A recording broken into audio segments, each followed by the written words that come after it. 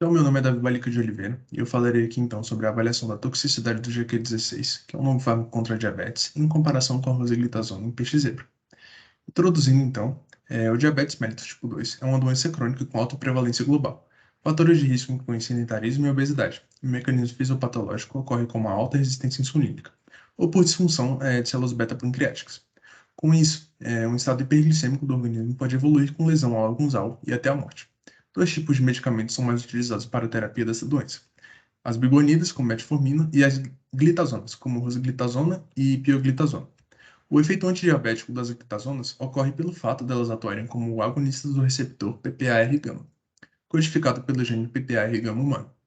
A rosiglitazona e a pioglitazona são agonistas totais do PPAR-gama, mas seus efeitos adversos são fatores indesejáveis, principalmente a rosiglitazona, que até foi retirada do mercado.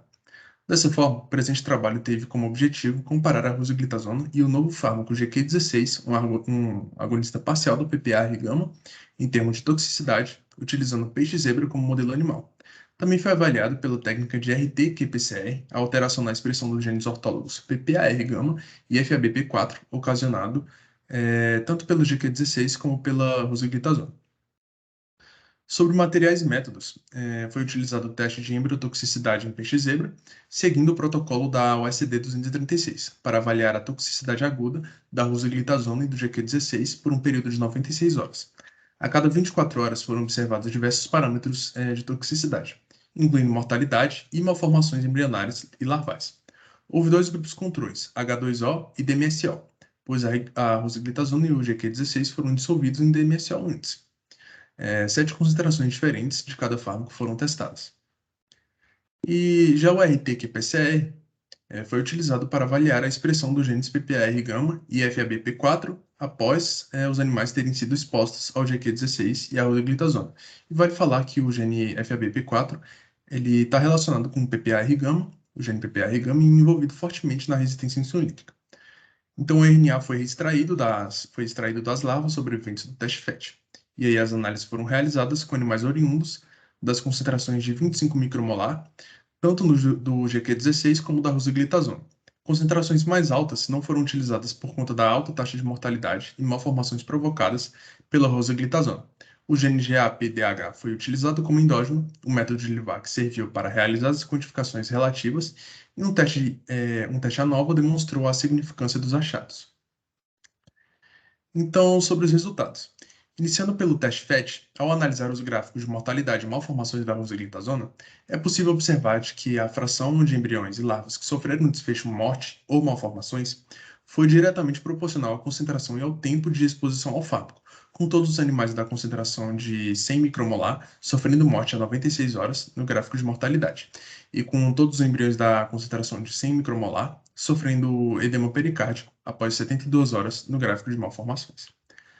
Já para o GQ16, os gráficos de mortalidade e malformações mostraram frações muito baixas de animais mortos ou com quaisquer malformações, mesmo na concentração de 100 micromolar do fármaco. Falando sobre o RT-qPCR, observa-se que houve um aumento significativo na quantidade de transcritos do gene FABP4, tanto para o GQ16 quanto para a rosiglitazona, em comparação com o grupo da MSO. Já o aumento de transcritos do gene PPAR-gama só foi significativo para a rosiglitazona. Para o GQ16, também observamos o aumento da expressão desse gene, que não foi significativo, provavelmente por conta do número amostral pequeno. É interessante mencionar que o aumento da expressão do PPAR-gama foi menor no GQ16 do que na rosiglitazona, o que faz sentido, uma vez que o GQ16 é um agonista parcial e a rosiglitazona é um agonista total.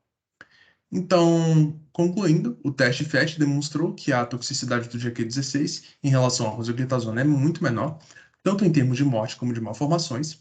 E falando sobre a RT-qPCR, foi possível observar que os peixes foram afetados pela ação do fármaco GQ16, uma vez que houve o aumento da expressão tanto do alvo principal desse fármaco, como de um gene ativado pelo próprio PPAR-gama, quando comparado à exposição apenas de água ou DMSO.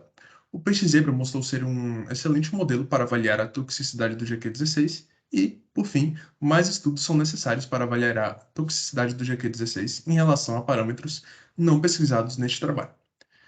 Muito obrigado.